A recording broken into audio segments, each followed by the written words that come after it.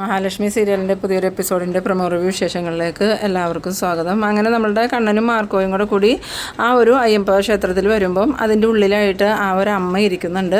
അങ്ങനെ അയ്യപ്പ ക്ഷേത്രത്തിൽ കയറി ഭഗവാന്റെ മുന്നിൽ നിന്ന് കണ്ണൻ മനമുരുകി തന്നെ പ്രാർത്ഥിക്കുന്നുണ്ട്. എനിക്ക് ഭഗവാന്റെ അടുത്ത് നടന്ന് തന്നെ എത്താൻ പറ്റണേന്നും അതുപോലെ തന്നെ ഞങ്ങളുടെ ശത്രുക്കളുടെ എല്ലാം മനസ്സ് മാറി അവർക്കൊക്കെ ഞങ്ങളോട് നല്ല സ്നേഹവും ഇഷ്ടവും ഉണ്ടാവണേന്നും അതുമാത്രമല്ല കണ്ണന് ഒരു കുഞ്ഞിനെ എത്രയും പെട്ടെന്ന് നൽകണേന്നൊക്കെ ഇങ്ങനെ പ്രാർത്ഥിക്കുന്നുണ്ട്.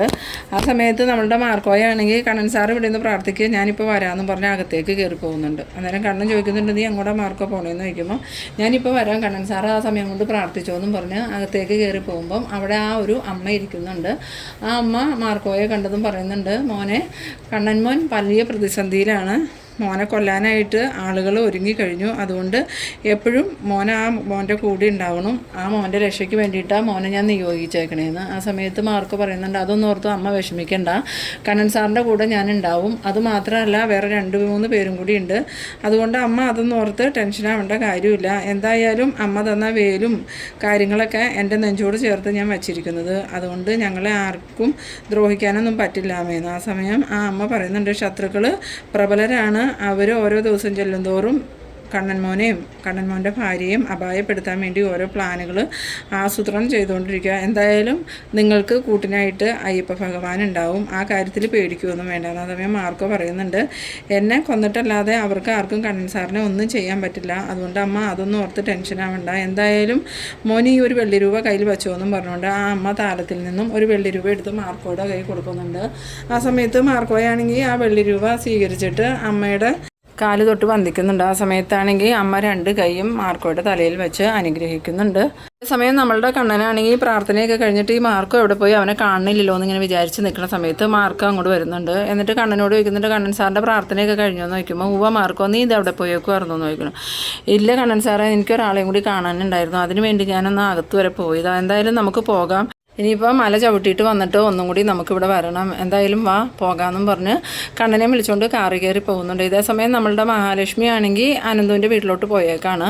അനന്തുവും ലേഹയും ഈ സമയത്ത് മഹിയോട് പറയുന്നുണ്ട്, എന്തായാലും കണ്ണേട്ടൻ എഴുന്നേറ്റ് നടന്നല്ലോ, ഇനിയിപ്പോൾ മഹിക്ക് കുഞ്ഞുങ്ങളുണ്ടാവൂലേ, അന്നേരം ആ കുഞ്ഞുങ്ങളെ ഞങ്ങൾക്ക് കൂടി ഓമനിക്കാമല്ലോ എന്ന് പറയുമ്പോൾ മഹാലക്ഷ്മി പറയുന്നുണ്ട്, അതെന്തിനാ ഞങ്ങളുടെ കുഞ്ഞുങ്ങളെയായിട്ട് ഓമനിക്കണേ, നിങ്ങൾക്ക് നിങ്ങളുടെ സ്വന്തം കുഞ്ഞ് ഉണ്ടാവും, അപ്പോൾ അതിന് ഓമനിച്ചാൽ പോരെ എന്ന് ചോദിക്കണം. ആ സമയത്ത് ലേഹയാണെങ്കിൽ സംശയത്തോടുകൂടി മഹാലക്ഷ്മി നോക്കുന്ന സമയത്ത് മഹാലക്ഷ്മി പറയുന്നുണ്ട്, തോമസ് ഡോക്ടർ ഉറപ്പ് പറഞ്ഞിട്ടുണ്ട് ലേഹിക്കും അനന്തവേട്ടനും കുഞ്ഞുങ്ങളുണ്ടാവുമെന്ന്, അതാ ഞാൻ അങ്ങനെ പറഞ്ഞത്, എന്തായാലും കണ്ണേട്ടൻ എഴുന്നേറ്റ് നടക്കില്ല എന്ന് എല്ലാ ഡോക്ടർമാരും വിധി എഴുതിയതല്ലേ, എന്നിട്ടിപ്പോൾ എന്തായി, കണ്ണേട്ടൻ എഴുന്നേറ്റ് നടന്നില്ലേ, അതുപോലെ ലേഹിക്കും അനന്തവേട്ടനും നിങ്ങളുടേതായ ഒരു കുഞ്ഞ് ജനിക്കും, ആ കാര്യത്തിൽ ഒരു സംശയം വേണ്ട, തോമസ് ഡോക്ടർ എനിക്ക് വാക്ക് തന്നിട്ടുണ്ട്, എത്രയും പെട്ടെന്ന് ലേഹി അനന്തവേട്ടനും അവിടുത്തെ ട്രീറ്റ്മെൻറ്റ് തുടങ്ങണം. ആ സമയം അനന്ത് പറയുന്നുണ്ട്, എന്തായാലും ഇപ്പോൾ കണ്ണൻ മലയ്ക്കൊക്കെ പോയി വരട്ടെ, അതിനുശേഷം നമുക്ക് അവിടെ ട്രീറ്റ്മെൻറ്റിന് വേണ്ടി പോകാം.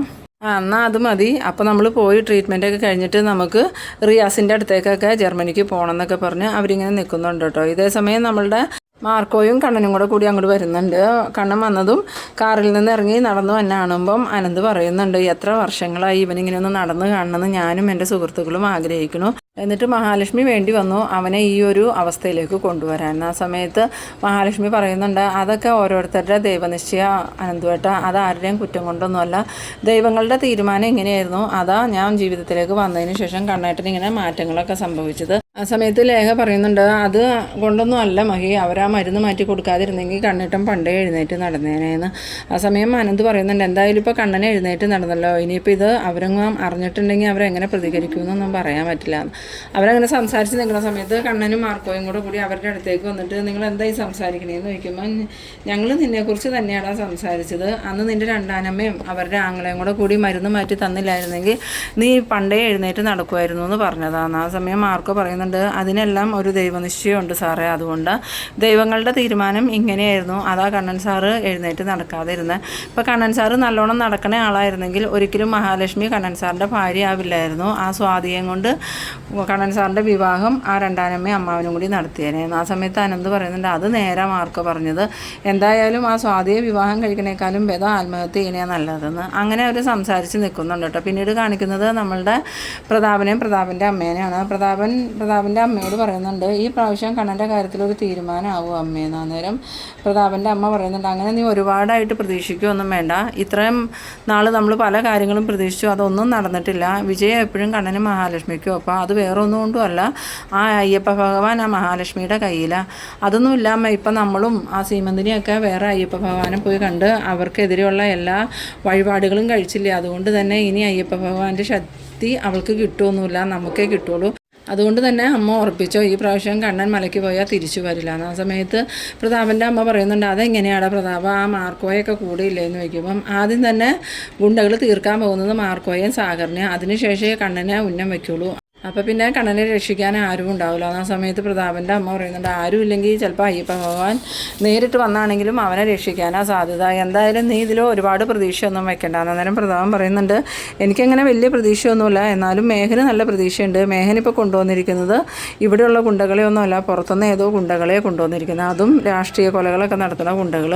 അവർക്കങ്ങനെ പ്രത്യേകിച്ച് മാർക്കോയെക്കുറിച്ച് ഒരു അറിവൊന്നും ഇല്ലാത്തതുകൊണ്ട് തന്നെ അവർ മാർക്കോയ്ക്ക് നല്ലത് കൊടുത്തോളൂ എന്ന്.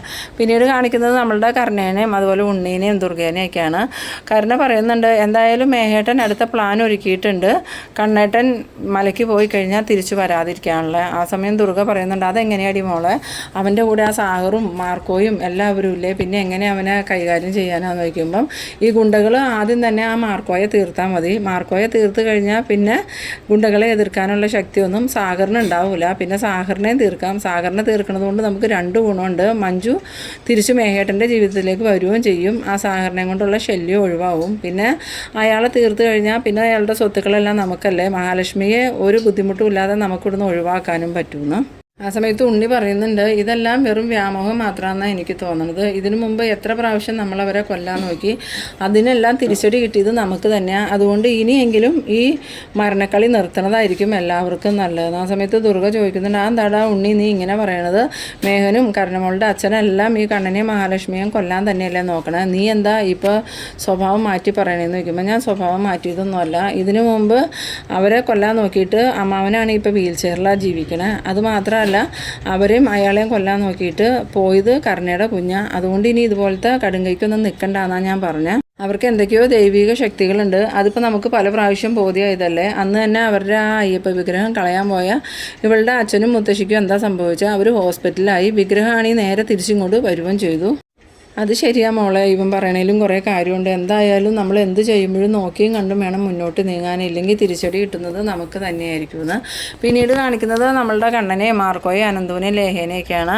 മാർക്കോ കണ്ണനോട് പറയുന്നുണ്ട്, എന്തായാലും ഈ പ്രാവശ്യത്തെ ശബരിമല ദർശനം കുറച്ച് ദുർഘടമായിരിക്കും കണ്ണൻ സാറിന്, അതുകൊണ്ട് നമ്മൾ നല്ല മുൻകരുതലോടുകൂടി തന്നെ വേണം പോവാൻ. എന്തായാലും ആ മേഘനും ഈ മഹാലക്ഷ്മിയുടെ രണ്ടാനച്ഛനും കണ്ണൻ സാറിൻ്റെ അനിയനൊന്നും അടങ്ങിയിരിക്കുമെന്ന് തോന്നണില്ല. കണ്ണൻ സാറിനെ ശബരിമലയിൽ വെച്ച് തീർത്ത് കളയാനായിരിക്കും അവരുടെ പ്ലാൻ.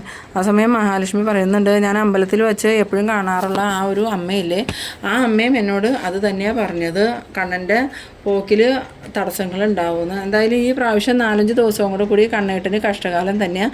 അത് കഴിഞ്ഞാൽ പിന്നെ ഒരു പ്രശ്നങ്ങളും ഉണ്ടാവില്ല. അടുത്ത പ്രാവശ്യം മലയ്ക്ക് പോകുമ്പോൾ ഒറ്റയ്ക്ക് തന്നെ പോകാമെന്ന് ആ അമ്മ പറഞ്ഞേന്ന്. ആ സമയം മാർക്ക് പറയുന്നുണ്ട്, അത് നേരെ മഹാലക്ഷ്മി പറഞ്ഞത്, ഈ പ്രാവശ്യം 5 ദിവസവും കൂടി കണ്ണൻ സാറിന് മോശം സമയമായതുകൊണ്ട് ഞങ്ങൾ എന്തായാലും കണ്ണൻ സാറിൻ്റെ കൂടെ ഉണ്ടല്ലോ, അതുകൊണ്ട് വലിയ പ്രശ്നങ്ങളൊന്നും ഉണ്ടാവില്ല.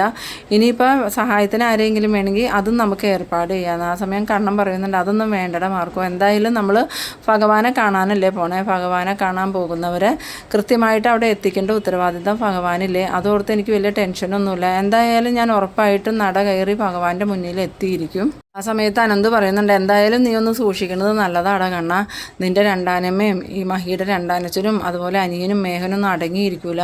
ഇതിപ്പോൾ നീ നടന്നു തുടങ്ങിയിട്ടില്ല എന്നുള്ള വിശ്വാസത്തിലാണ്. ഇനിയിപ്പോൾ നിങ്ങളുടെ പുറകെ ആരെങ്കിലും കുട്ടാശങ്കാരെ അവർ വിട്ടിട്ടുണ്ടെങ്കിൽ ഉറപ്പായിട്ടും നീ നടന്നു തുടങ്ങിയ വിവരം അവരറിയും, പിന്നെ അവർ അടങ്ങിയിരിക്കുമെന്ന് തോന്നണില്ല എന്ന്. ആ സമയത്ത് മഹാലക്ഷ്മി പറയുന്നുണ്ട്, അത് അവർക്ക് മനസ്സിലാവുമൊന്നുമില്ല അനന്തുവേട്ടാ, അതിന് പറ്റിയ രീതിയിൽ കണ്ണേട്ടൻ റെഡിയായി പോവുള്ളൂ. മാസ്കൊക്കെ വെച്ച് തലയിൽ കെട്ടും വെച്ച് പോകുമ്പോൾ ഒരിക്കലും ആർക്കും കണ്ടാൽ മനസ്സിലാവില്ല എന്ന്. ഇതേസമയം നമ്മളുടെ മേഘനാഥനാണെങ്കിൽ വാമദേവനോട് പറയുന്നുണ്ട്, അച്ഛൻ നോക്കിക്കോ, ഈ പ്രാവശ്യത്തെ മലകയറ്റത്തോടു കൂടി അവൻ്റെ ജീവൻ തീരും. എന്തായാലും ഞാൻ കുറച്ച് പേരെ ഏർപ്പാട് ചെയ്തിട്ടുണ്ട്, അവരും മലയ്ക്ക് കണ്ണനോടൊപ്പം പോകുന്നുണ്ട്. അവർ ഭഗവാനെ ദർശിക്കാൻ പോണതൊന്നുമല്ല, കണ്ണൻ്റെ ജീവൻ എടുക്കാൻ പോണതാണ്. ആ സമയത്ത് വാമദേവൻ പറയുന്നുണ്ട്, ഇതൊക്കെ കുറച്ച് കൈവിട്ട കളിയാണെന്ന് എനിക്ക് തോന്നുന്നത്. അതും ശബരിമലയിൽ ഒന്നുമില്ലെങ്കിലും മഹാലക്ഷ്മിയുടെ ഇഷ്ടദൈവമാണ് അയ്യപ്പൻ. അതുകൊണ്ട് തന്നെ കണ്ണൻ്റെ രക്ഷയ്ക്കായിട്ട് അയ്യപ്പ ഭഗവാൻ നേരിട്ട് അവതരിക്കും. പിന്നെ എന്തൊക്കെയാണ് സംഭവിക്കണമെന്ന് പറയാൻ പറ്റില്ല. ഇപ്പോൾ ഞാൻ തന്നെ വീൽ ചെയറിലാണ് ജീവിക്കണേ, ഇതേ അവസ്ഥ നിനക്ക് വരാനാ സാധ്യത എന്നൊക്കെ പറയുമ്പോൾ മേഘനാഥനാണെങ്കിൽ ഭയങ്കരമായിട്ട് ദേഷ്യം വന്നിട്ട് മേഘനാഥൻ ചോദിക്കുന്നുണ്ട്, ഇതിനു മുമ്പ് അച്ഛൻ എന്തൊക്കെ ക്രൂരതകൾ ചെയ്തിട്ടുണ്ട്? കണ്ണൻ്റെ അച്ഛൻ്റെ ആക്സിഡൻറ്റ് തന്നെ അച്ഛനും പ്രതാപനങ്ങളും കൂടെ കൂടി നടത്തിയതല്ല, അതൊക്കെ എനിക്കറിയാം. എന്നിട്ടിപ്പോൾ അച്ഛൻ വലിയ നല്ല പിള്ളയൊന്നും ആവണ്ടെന്നും പറഞ്ഞ് ദേഷ്യപ്പെടുമ്പം സീമന്തിനെയാണെങ്കിൽ ഇതൊക്കെ കേട്ടിങ്ങനെ സ്തംഭിച്ച് നിൽക്കുന്നുണ്ട്. ആ ഒരു സീനിലാണ് ഈ എപ്പിസോഡ് അവസാനിക്കുന്നത്. അപ്പോൾ നിങ്ങളെൻ്റെ വീഡിയോ ആദ്യമായി കാണുന്നവരാണെങ്കിൽ ചാനലൊന്ന് സബ്സ്ക്രൈബ് ചെയ്യാനും ഇഷ്ടമായ ലൈക്ക് ചെയ്യാനും ഷെയർ ചെയ്യാനും മറക്കരുത്. അടുത്തൊരു എപ്പിസോഡുമായി വീണ്ടും കാണാം. അതുവരേക്കും ബൈ ബൈ.